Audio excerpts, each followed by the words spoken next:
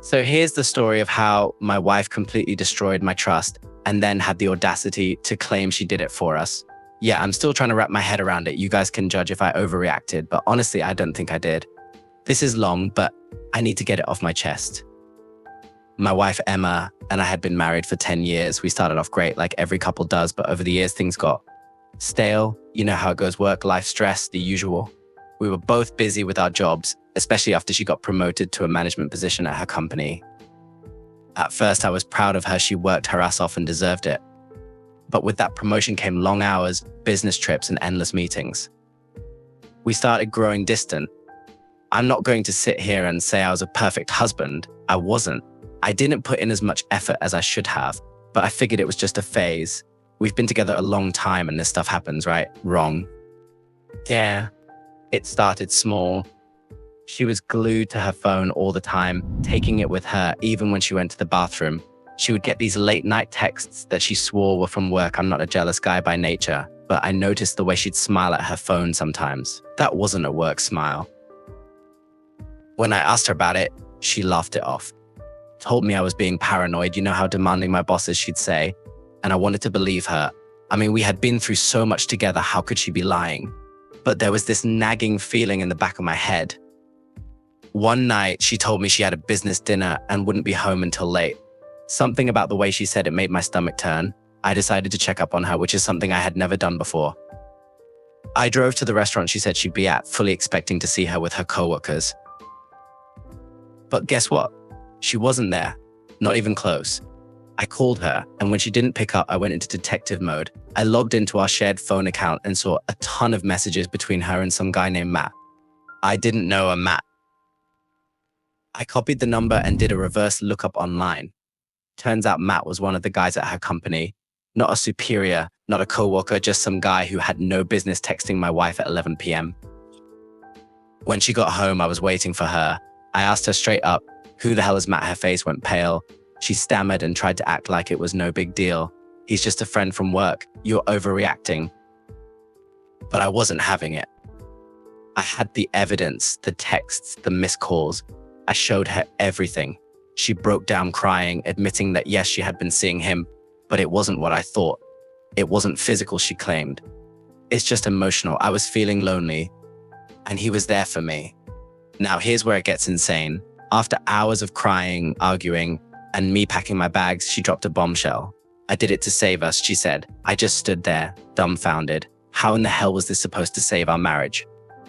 She explained that she felt disconnected from me and thought I didn't love her anymore.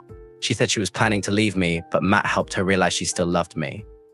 According to her, this emotional affair was her way of understanding what she really wanted to fix our marriage. I didn't buy it for a second. She had cheated, plain and simple.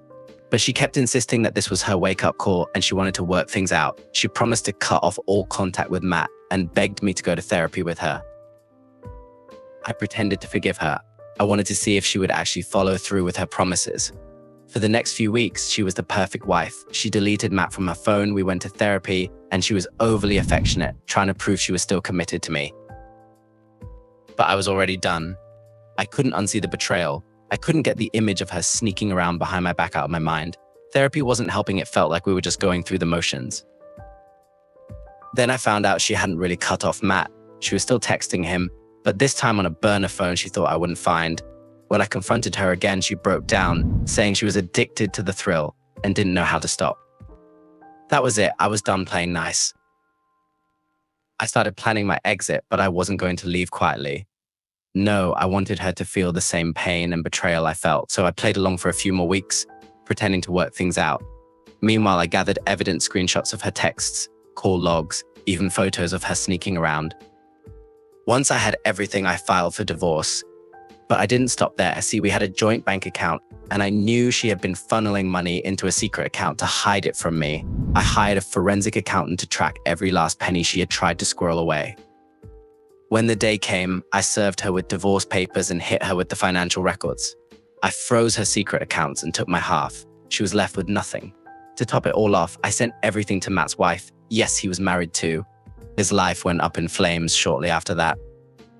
Emma was devastated. She tried to beg for forgiveness, but I was done.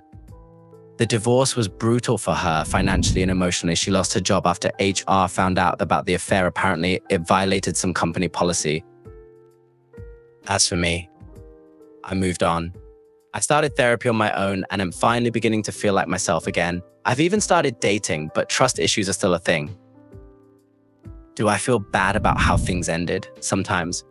But then I remember how she looked me in the eye and told me she was cheating to save our marriage.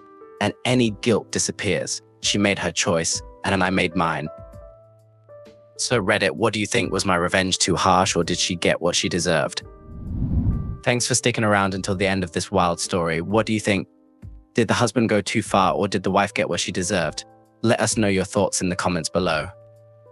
And if you enjoyed this video, don't forget to give it a thumbs up and subscribe for more gripping stories. Hit the notification bell so you never miss an upload. Until next time, stay tuned for more unbelievable tales.